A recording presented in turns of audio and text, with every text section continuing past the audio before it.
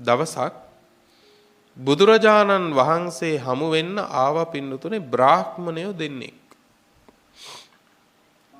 මේ බ්‍රාහ්මණයෝ දෙන්නා ජින්නා හොඳටම දිරපු අය. හොඳටම දි รา පත් වෙච්ච අය. බුද්ධා හොඳටම වෘද්ධයි. කොච්චරද කිව්වොත් මේ බමුණු දෙන්නටම වයස අවුරුදු 120යි. මේ බමුණු දෙන්නටම වයස අවුරුදු 120යි. මේ අවුරුදු 120 බමුණු දෙන්න බුදුරජාණන් වහන්සේ හමු වෙන්න ආවා. ඇවිල්ලා බුදුහාමුදුරුවන්ට වැඳලා කියනවා බුදුහාමුදුරුවනේ අපි දැන් නාකි. හරි වයසයි. අපි දෙන්නටම 120යි කිව්වා. අපි දෙන්නටම දැන් 120යි. හැබැයි බුදුහාමුදුරුවනේ මේ 120ටම කරපු හොඳක් නෑ කිව්වා. දැන් මේ දෙන්නම බුදුහාමුදුරන්ට කියනවා කාරණේ. ඒකත් හොඳ ගුණයක්. මොකද්ද? අසටෝ හෝති අමායාවී කියලා පින්නත් නේ. දේශනාවේ තියෙනවා අසටෝ කපටි වෙන්න බෑ මේ ධර්මයේදී. මේ ධර්ම මාවතේදී පින්නත් නේ කපටි වෙන්න හොඳ නෑ කවදාකවත්. අසටෝ හෝති අමායාවී මායාකාරී වෙන්න බෑ. මායාකාරී කියන්නේ ඇත්ත తත්වේ වහලා බොරු తත්වයන් පෙන්නනවනේ. එහෙම අයට මේ ශාසනය දියුණුව ලබන්න බෑ. ඒ කියන්නේ ස්වාමීනි සමහර අය ඉන්නවා ලෝකේ තමන්ගේ ශ්‍රද්ධාව සකස් වෙලා නැහැ ඇතුලෙන්. ඒක තමනුත් දන්නවා. හැබැයි එයා හරි ශ්‍රද්ධාවන්තයි කියලා පින්වත්නි වචන කතා කරමින් ලෝකේ මායාවට ලක් කරනවා, මුලා කරනවා. අන්න ඒ මුලා කරන පුද්ගලයාට වඩා හරි උත්තමයි පින්වත්නි මගේ ශ්‍රද්ධාව සකස් වෙලා මදි ස්වාමීනි මං කොහොමද ඒක කරගන්නේ කියලා අහන කෙනා. මොකද ඒ පුද්ගලයා තමයි යම් දවසක ශ්‍රද්ධාව සකසගන්නේ. නේ මම හුඟක් බණ දන්නවා කියලා කිසි බණක් දන්නේ නැතුව හිතාගෙන පෙන්නගෙන ඉන්න කෙනාට වඩා උතුම් ස්වාමීනි මට මුල ඉඳලා මේ ධර්ම මාවත පියවරෙන් පියවර කියලා දෙන්න කියලා යටහත්ව පහත්ව කියන කෙනා. ශාසන ප්‍රතිපත්තියේදී ගිහි වේවා පැවිදි වේවා මායාකාරී වුණොත් ඒ පුද්ගලයා මේ ශාසනයෙන් වැටෙනවා. අසටෝ හෝති කිව්වේ කෛරාටික වෙන්න හොඳ නැහැ. කපටි වෙන්න හොඳ නැහැ. එතකොට දැන් මේ බමුණු දෙන්න ඇත්තම කිව්වා නේ ස්වාමීනි අපි දැන් වයසයි අවුරුදු 120යි හැබැයි ජීවිතේට කරපු හොඳක් නෑ කිව්වා. ඔන්න බලන්න අවුරුදු 120ක් ගත වෙච්ච තැන පින්නතුනේ ආයේ දැන් මෙච්චර කාලයක් බමුණු දෙන්න කියන්නේ හොඳක් කළේම නැහැ කියලානේ. ඒ කියන්නේ කරපු තරමක් කරේ නරකමයි. නරකම කරපු අයටත් නරකවත් කරගන්න බැරි වෙන තැනකදී හැරිලා බලන්න ඉතුරු වෙනවා තැන මම මොනවද කරගත්තේ කියලා. නේ අපි කියන්නේ මේ අපි 120ට කලින් ඕක තේරුම් ගමු කියලා. අපි නම් 120 වෙනකොට පින්නත් අවුරුදු 30 විතර දාන්නෙත් දෙන්න වෙනවා. ඒ තරම් නේ අල්පායුෂයක් නේ අපිට තියෙන්නේ. එතකොට අපි කාටත් එනවා පින්නත් හැරිලා අපි දිහා බලන්න දැන් අපි S2 හොඳට පේන කාලේ අපි බලන්නේ අනුන් දිහා. අපේ S2 හොඳට පේන කාලේ අපි බලන්නේ අනුන් දිහා. හැබැයි කාලයක් එනවා මේ S2 පේන්නේ නැති. එදාට බලන්නේ කවුරු දිහාද? අපිනත් එදාට බලන්නේ තමන් දිහා.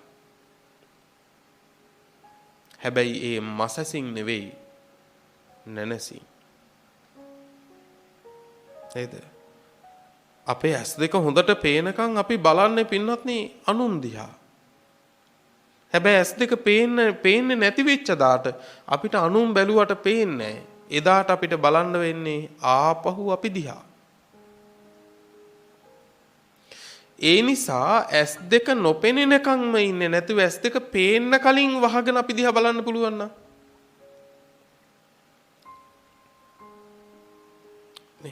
මසස ඇරගෙනම ලෝකෙ දිහා බලන අපිට මම මේ යෝජනා කරන්නේ ටිකක් මසස වහලා නැනසැරලා දැන් අපි දිහා බලමු කියලා. හැබැයි අවුරුදු 120 දී හරි ඇස් දෙක පේන්නේ නැතුව අනුන් දිහා බලනද තමන් දිහා හැරිලා බලනකොට තමන්ට පේන්නේ විනාශ වෙච්ච ආත්ම භාවයක් නම්. කෙලසිච්ච ආත්ම භාවයක් නම්. හිස් වෙච්ච ආත්ම භාවයක් නම්. නරක් වෙච්ච කෑමක් වගේ පින්නත්නි ආත්ම භාවයක් නම් පේන්නේ. එදාට කවුද ඔබට පිහිටට ඉන්නේ? ඔබේ අම්මා තාත්තා ඉඳීද? පිහිටට පිහිටක් නැහැ. දරුවෝ වට කරගෙන ඉඳී ඇඳ පිහිටක් තියේද? පිහිටක් නැහැ. නෑදෑයෝ පිරිවර පින්වතුනේ ගේ වට කරගෙන ඉඩම කඩම වට කරගෙන ඉඳී අනේ අපේ අසවලා මැරෙන්න හදනවා කියලා. පිහිටක් තියේද? පිහිටක් නැහැ. එදාට පින්වත්නි අපි අස්සක් මුල්ලක් නෑර හොයන්නේ මම මොනවද මගේ පිහිටට කරගත්තේ කියලා. මොකද වෙන කාගින්වත් අපිට එතෙන්දි පිහිටක් නැති හින්දා. මේ ඔබට කියන්නේ අප්‍රමාදී වෙන්න කියලා පින්වත්නි. මේ අනාගත බයක් ළඟට එන්න කලින් ඔබට කියලා දෙනවා පින්වත්නි දැන් රැකවරණේ හදාගන්න. මේ අනාගත බය අපි ඉස්සරහා තියෙනවා. අද අපි තරුණයි. ඒක හරි. මේකේ බය තමයි හෙට අපි අභිමුවට එන්න පින්වතුනි වයෝවෘද්ධකම. අනාගත බයක් නෙමෙයිද? අනාගත බයක්. එදාට මේ බණ අහන්න ආපු ගමන එන්න බෑ. එදාට මේ බණ අහන්න වාඩි වෙන්න බෑ. එදාට පින්වත්නි අද අපිට අත් දෙක පණ තිබුණට මතක තියාගන්න පින්කමට ගියපුවාම ස්වාමින් වහන්සේලාට පිළිගන්නන්න කියලා ව්‍යංජනයක් අතට දෙන්නේ නැති කාලයක් එනවා. තේරෙනවද? මේ අනතුරු හොඳට දකින්න පින්වත්නි. දවසක් එනවා හදලා තියෙන ව්‍යංජනය අපේ අතට දෙන්නේ බෙදන්න කියලා ස්වාමීන් වහන්සේලාට. ඇයි? අපි හලයි කියලා. ඇයි? අපේම අත් දෙක අපිට වළංගු නැහැ. ඒ හින්දා මං කියන්නේ දැන් බෙදන දාණය බෙදා ගන්න.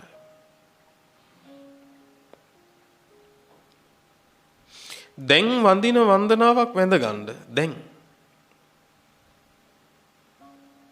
ලෝකෙම අපිට අනුගතව ඉන්න ඕන, ලෝකෙම අපිට ඕන හැටියට තියෙන්න ඕන කියලා හිතන් ඉන්න අපිට තේරෙන්නේ අපේ අත් දෙකත් අපිට වළංගු නැති දවසක් එනවා කියලා. අපේ කකුල් දෙකත් අපිට වළංගු නැති දවසක් එනවා කියලා. අද ඔබ ඔය වාඩි වෙලා නැගිටි මතක තියාගන්න ඔය කකුල් දෙකෙන් ඔය කඳ උස්සන්න බැරි දවසක් එනවා. එදාට අපි දාපු අතේ මේ අනාගත බය නැත්තේ කාටද මෙතන? හැපිනත් නේ හැමෝටම තියෙනවා. හැමෝටම තියෙනවා. ඒ නිසා අප්‍රමාදී වෙන්න.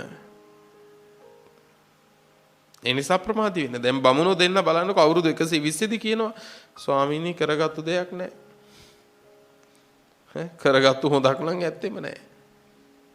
ඒත් කමක් නැහැ බුදුහාමුදුරුවනේ අපි දෙන්නට බොහෝ කාලයක් හිත පිනිස බොහෝ කාලයක් සැප පිනිස පවතින ධර්මයක් දේශනා කරන්න කිව්වා. දැන් බොහෝ කාලයක් හිත පිනිස පවතින දැන් කොහෙදද ආයේ? ආයෙත් එළවදී තමයි. දැන් ආයේ මෙලෝ බොහෝ කාලයක් හිතසුව විඳින්න කාලයක් නැහනේ. දැන් ඉතින් දන්නවා. දැන් අපේ ඊළඟට තියෙන මැරෙන එක කොයි වෙලාවෙද දන්නේ. දැන් ඉතින් කරගන්න දෙයක් නැහැ. දැන් තියෙන්නේ ඉතින් එළව හරි කමන්නේ බොහෝ කාලයක් හිත සැප පිණිස පවතින ප්‍රතිපදාවක් දැන් හරි කරගන්න ඕනේ. නමුත් මේ වැටහීම මේ බමුණු දෙන්නට මීට අවුරුදු 20කට 30කට කලින් ආවනම් මෙලවම විඳින්න තිබුණනේ ධර්මයේ සුවයක්. මේ ධර්මයේ පින්නති ස්වාක්ඛාතයිනේ. මේ ධර්මයේ සම්දිට්ඨිකයිනේ. නේද? එතකොට බලන්න මෙලවම ධර්මයේ සුවය විඳින්න තියෙද්දි දැන් කරගන්න දෙයක් නැහැ. දැන් සුවය විඳින්න තියා ධර්මයේ පිළිපැද ගන්නවත් හරියට කාලයක් නැහැ. දැන් කියනවා ඉතින් කමන්නේ එළව හරි කමන්නේ. බොහෝ කාලයක් හිත සැප පිණිස පවතින ධර්මයක් දේශනා කරන්න කියලා. හැබැයි බුදුහාමුදුරුවෝ ඒ වෙලාවේ කිව්වේ නැහැ. දැන් ඉතින් ආයි මොනව කරන්නද මෙච්චර කල් දැන් ඉතින් ওই විදිහට ජීවත් වෙලා මෙච්චර වයසට ගිහිල්ලා මොන බනද කියලා බුදුහාමුදුරුවෝ එහෙම බැහැර කළේ නැහැ. හැබැයි අපේ ලෝකෙ එහෙම බැහැර කිරීමක් තියෙනවානේ. අපේ ලෝකයේ අය ජීවිතේ වරද්දගෙන වයෝවෘද්ධ කාලේ හැරි සිල් ගත්තම සමහර අය කියනවා වයසට ගිහිල්ලා සිල් ගත්තට වැඩක් නැහැ. වැඩක් තියෙනවා. අපි ධර්මය නොදැන පින්වත්නි බන වගේ දේවල් කතා කරන්න හොඳ නැහැ. ඇයි? බුදුහාමුදුරුවෝ වදාළේ ජීවිතයේ මුල් කාලේ හරි මැද කාලේ හරි අග කාලේ හරි කොයි කාලේ හරි කමන්නේ ධර්මයට එනවා නම් ඒ ටික කරගන්න. ඒ ටික කරගන්න. බුදුහාමුදුරුවෝ අර අවුරුදු 120ක් වයස කිසිම කරපු හොඳක් නැහැ කිව්ව බමුණු දෙන්නත් පින්නතුනේ පිටමං කලේ නැහැ. ඒ දෙන්නටත් අර මෙත් සිතින්ම කළ යුතු අනුශාසනාව කළා. බුදුහාමුදුරුවෝ මොකද්ද දුන්න අවවාදේ? බුදුහාමුදුරුවෝ දුන්න අවවාදේ තමයි බ්‍රාහ්මණය ආදිත්තෝකෝ අයං බ්‍රාහ්මනා ලෝකෝ ජරාය ව්‍යාධිනා මරණේන. බ්‍රාහ්මණ වරුනි මේ ලෝකය ගිනිගෙන ඇවිලෙනවයි කිව්වා. මේ ලෝකේ ගිනිගෙන ඇවිලෙනවයි කිව්වා. මොනවයින්ද? ජරාය ජරාවටපත් වීම නැමැති ගින්නෙන් ඇවිලෙනවා. මොකද්ද ජරාවටපත් වෙනවා කියන්නේ? වයසට යනවා කියන එක. ජරා ජීරණතා කණ්ඩිච්ඡං පාලිච්ඡං වලිත්තචතා ආයුනෝ සංහානි ඉන්ද්‍රියානම් පරිපාකෝ කියලානේ කියන්නේ ජරාව විස්තර කරන්නේ. නේ. එතකොට ජරා කියන්නේ මේ ජරාවටපත් වීම. ඉතින් ජරාවටපත් වීම කියන එක දැන් බලන්නකෝ. ඔබ දීර්ඝායුෂ විඳින්න කැමතිද? නැත්නම් ඉක්මනට මැරෙන්න කැමතිද? අපි ඔය දෙකෙන් ඔබ කැමති මොකටද?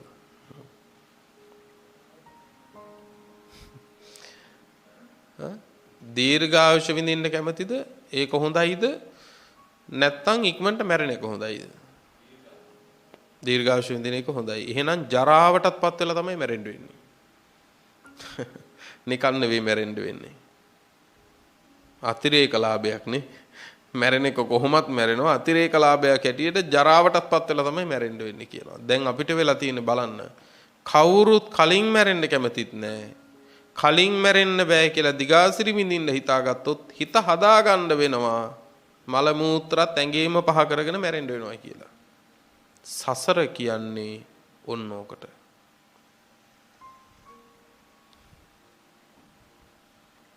සසර කියන්නේ ඕකට. දැන් අපිට මරණය ප්‍රාර්ථනා කරන්නත් බෑ. ජීවිතේ ප්‍රාර්ථනා කරන්නත් බෑ. රහතන් වහන්සේගේ ස්වභාවය මොකද්ද? ලස්සන උපමාවක් ධර්මයේ තියෙනවා. හරිම ලස්සනයි. නාබි නන්දාමි මරණං නාබි නන්දාමි ජීවිතං. රහතන් වහන්සේගේ ස්වභාවය රහතන් වහන්සේ මරණින් සතුටු වෙන්නෙත් නැහැ. ඒ කියන්නේ අනේ මම මැරෙනවා නම් හොඳයි කියලා එහෙම සතුටකුත් රහතන් වහන්සේට නැහැ. ඇයි? දැන් අපි මැරෙනවා නම් හොඳයි කියන්නේ ඇයි? ජීවත් වෙන එක එපා වෙලානේ. උන්වහන්සේට එහෙම එක්කුත් නැහැ. ඇයි? උන්වහන්සේ ජීවත් වෙනවා. හැබැයි මානසික කිසි තැවුලක් උන්වහන්සේට නැහැ. අපි කායික තැවුල් හින්දාද මැරෙන එක හොඳයි කියන්නේ මානසික තැවුල් හින්දාද මැරෙන එක හොඳයි කියන්නේ? අපි මැරෙනවා නම් හොඳයි කියන්නේ මානසික තැවුල් හින්දානේ. රහතන් වහන්සේට එහෙම එකක් නැහැ. නාබි නන්දාමි මරණං නාබි නන්දාමි ජීවිතං. අනේ මට ජීවත් වෙන්න තියෙනවා නම් තව දවසක් හරි තව අවුරුද්දක් හරි කියලා එහෙම එකකුත් රහතන් වහන්සේට නැහැ. හැබැයි ඔය ඇත්තන්ට නැද්ද? අනේ දරුවෝ දෙන්නට ඉගෙනුවාට පස්සේ නම් මැරුණාට කමන්නේ. මේ කියන්නේ මැරුණාට කමන්නේ කියන එක නෙවෙයි මේ කියන්නේ. මේ කියන්නේ දරුවෝ දෙන්නට උගන්නනකම් ඉන්න ඕනේ කියලා. මැරුණාට කමන්නේ කියන එක නෙවෙයිනේ කියන්නේ. මේකේ යටි කතාව තමයි දරුවෝ දෙන්නට උගන්නනකම් කියලා හරි මට ඉන්න ඕන තව මේකේ. දැන් දරුවෝ දෙන්නට උගන්නලා ඉවර වුණාම ලෑස්ති වෙනවද? මැරෙන්න? නෑ. එතකොට කියන්නේ මුන් එකලාසයක් කළාට පස්සේ නම් මැරුණත් කමන්නේ කියනවා. ඕකත් ඉතින් අපේ රටේ පාලන තන්ත්‍රය වගේ තමයි. ඇති වෙන්නේ නෑ. තව යහට ආයේ අල්ලගන්න ඕන වෙනවා. තණ්හාවේ යුක්ත මිනිස්සු එහෙමයි. හැමදාම ඌනෝ ලෝකෝ අතිත්තෝ තණ්හා දාසෝනේ. ඌනෝ මදි කියන ගමන්නේ පිරිච්ච කෙනෙක් නෑනේ. ඇති කිව්ව කෙනෙක් නෑනේ. එතකොට රහතන් වහන්සේට දැන් මැරුණොත් හොඳයි කියලා අදහසකුත් නෑ. තව ජීවත් වුණොත් හොඳයි කියලා අදහසකුත් උන්වහන්සේට නෑ. උන්වහන්සේගේ අදහස කොහොමද කියලා ලස්සනට දේශනා විස්තර කරනවා. කුලිය බලාපොරොත්තුවෙන් වේලාව පමණක් බලන කුලීකරුවෙක් වගේ කියනවා. බලන්නකෝ මේ උපමාවේ ලස්සන.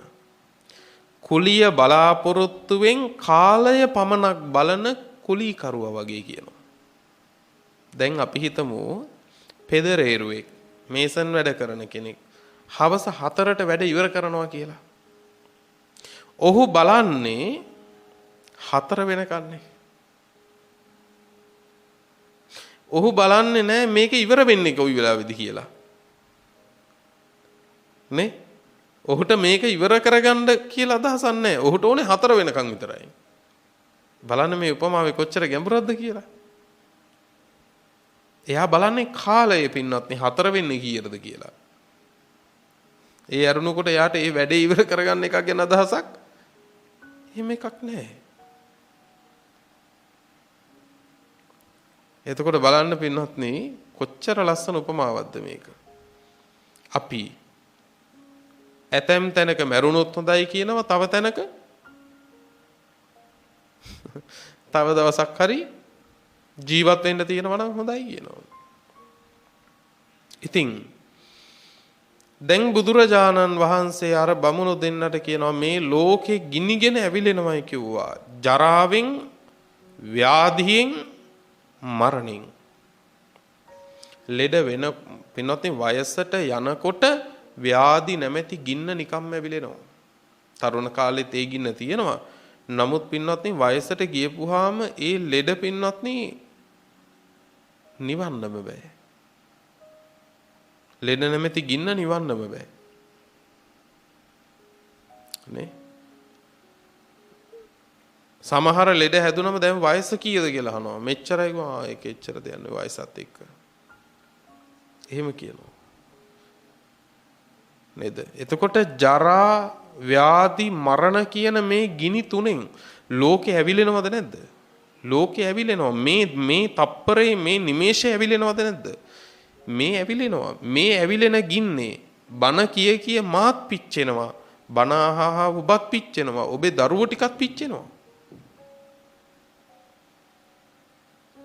ඔය ගිනි ටිකෙන් මේ තප්පරේ මේ ක්ෂණයේ මේ ඔක්කොම ඇවිලෙනවා වෙන්නත් නේ.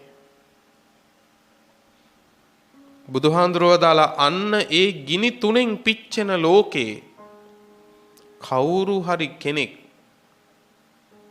කය සංවර කරගත්තා නම් වචනය සංවර කරගත්තා නම් හිත සංවර කරගත්තා නම් ඒකම තමයි කිව්වා පිච්චෙන ලෝකේ ඇවිලෙන ලෝකේ ඔහුට තියෙන පිහිට. මේ මොකද්ද කිව්වේ? දැන් බමුණු දෙන්න කිව්වේ කරපු හොඳක් ඇත්තෙම නැහැ කියලානේ. බුදුරජාණන් කමන්නේ. කරපු හොඳක් නැහැනේ. දැන් මෙතන ඉඳලා නරකක් කරන්නේ නැහැ කියලා හිතා ගන්න. කොච්චර ලස්සනයිද බලන්නකෝ. දැන් මේ ජීවිතේ අවුරුදු 120ක් හොඳක් කරපු නැති අයට චතුරාර්ය සත්‍ය කිව්වට වැඩක්ද? පටිච්ච සමුප්පාද කිව්වට තේරෙයිද? නෑ. පිනත් අතාරින්න ඕනේ කිව්වට වැඩක් තියෙයිද? නෑ. බුදුහාමුදුරුවෝ දාලා මෙච්චර කල් තැවෙන්නේ දැන් හොඳක් කළේ නෑ කියලානේ. නරක කළා කියලානේ. දැන් නරක නොකර ඉන්න. නරක නොකර ඉන්න තැනම තියෙන්නේ හොඳද නැද්ද? හොඳ. ඇයි? ප්‍රාණඝාත කළා අය කරන්නේ නැහැ කියලා නතර කරපු ගමන් එතන ඉඳලා හෝ ප්‍රාණඝාත නොකරන කෙනෙක් සිල්වතෙක්. හොරකම් කළා ආයේ හොරකම් කරන්නේ නැහැ කියලා කරපු එක නතර කළා. කරපු එක නතර කරපු ගමන් හොරකම් කරන්නේ නැති සිල්වතෙක්. වැරදි වෙනවා ඇති. ඔබට කරන්න තියෙන එක දෙයයි. ආයේ කරන්නේ නැහැ කියලා නතර කරන්න. එතනම තියෙන පින්වත්නි කුසලයක ආරම්භය. බුදුහාර වදාලා ගෙයක් ගිනි ගන්නකොට ගේ ගිනි ගන්න එකෙන් එළියට දාගන්න දෙයක් තමයි කවදා හරි ප්‍රයෝජනෙට තියෙන්නේ. ඒක පොල් කටුවක් හරි වෙන්න පුළුවන්. වතුර උගුරක් හරි බොන්න තියෙන්නේ එළියට දාගත්තු එක. පිච්චිච්ච දේවල් නෙමෙයි. අන්න ඒ වගේ තමයි කිව්වා. මේ ඇවිලෙන ගින්නේ අපි නඩත්තු කරන මේ කය ඇවිලිලා පිච්චිලා මහ පොළොව වැටිලා යනවා. හැබැයි මෙතෙන්දී සිත සංවර කරගෙන කය සංවර කරගෙන වචනේ සංවර කරගෙන ජීවත් වෙච්ච එකේ ඒ පින කුසලයේ විතරයි කිව්වා පිහිටට තියෙන්නේ. ඒකම තමයි සරණ. ඒක තමයි රැකවරණේ. ඒ හින්දා පින් ඇති පින්නතුනේ ගිනිගෙන පින්වත්නි ඇවිලෙන ජීවිතයක් ඔබට මට තියෙන්නේ. මෙතනදී කය සංවර කරගන්න. මෙතනදී වචනේ සංවර කරගන්න. මෙතනදී සිත සංවර කරගන්න. බුදුහාර දේශනා කරන එච්චරයි. ඒ ටික සංවර කරගෙන තුන් දොරින් අපරාධයක් නැති තැනකට ජීවිතේ හැදෙනකොට එතනින් පස්සේ මේ ධර්ම මාවතේ පුරන්න තියෙන ටික වේගෙන් පුරන්න පුළුවන්. හැබැයි ඒ සංවරය හැදෙන්නේ නැතුව ආයි ඉතුරු ගුණ පුරනවා කියන එක වෙයිද? ඒක වෙන්නේ නැහැ පින්නොත්. ඒ නිසා ඒ තුන්දොරේ සංවරය පළමු කොට දැන් හදා ගන්න. අද ඉඳන් හික්මෙන්න මේ නිමේෂයේ මං යමක් කරන්නේ නැහැ. අනාගතයේ තැවෙමින් සිහි කරන්න වෙන. මේ මොහොතේ දෙයක් මං මගේ කටින් කියන්නේ අනාගතයේ තැවෙමින් සිහි කරන්න වෙන. මේ මොහොතේ මං සිතිවිල්ලක්වත් උපද්දවන්නේ අනාගතයේ තැවෙමින් සිහි කරන්න වෙන. දිනෙක ඔබට තේරෙයි මම මාව බේරගත්තා. දැම්මට දෙවියෝ නැහැ. දැන් අනේ මාව රකින්න කියලා වෙන වෙන අයගේ පිහිටවල් බලාපොරොත්තු වෙන්න උවමනාවක් නැහැ. ඇයි? ඒ පුද්ගලයා තමන් විසින් තමන්ව රැකගත්තා. මේ ලෝකේ හැම කෙනෙක්ගෙම දෙවියන්ගෙන් පවා රැකවරණ ඉල්ලන්නේ කවුද? තමන්ව රැකගත්තු නැති අය. තමන්ව රැකගත්තොත් ආයි වෙන කාගෙන්වත් අපිට රැකවරණයක් උවමනා නැහැ. වෙන කෙනෙකුට අපිව රකින්නත් බෑ පින්නොත්නි. ඒ හින්දා හොඳට තුන්දොර සංවර කරගෙන දුර්ලභ ජීවිතය කුසලයෙන් පුරව ගන්න. ඉතින් ඔබට ලොකු පිනක් අවුරුදු 120ක් වෙන්න කලින් මේක අහන්න ලැබිච්ච එක.